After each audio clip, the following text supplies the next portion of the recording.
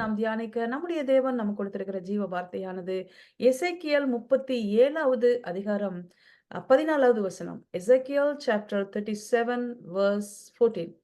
And I will put my spirit within you, and you shall live, and I will place you in your own land. Then you shall know that I am the Lord. I have spoken, and I will do it, declares the Lord.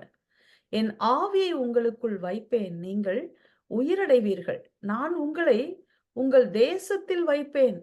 அப்பொழுது நான் கர்த்தர் என்று அறிந்து கொள்வீர்கள். இதை சொன்னேன், இதை செய்வேன் என்று கர்த்தர் உரைக்கிறார் என்று சொல் என்றார். பிரியமானவர்களே, நிச்சயமாக ஆண்டவர் சொன்னதை செய்கிற தேவனாய் இருக்கிறார். எந்த இடத்துல எங்க வைக்கணுமோ அதை எல்லாவற்றையும் அவர் சரி செய்கிறவராக இருக்கிறார். God plus.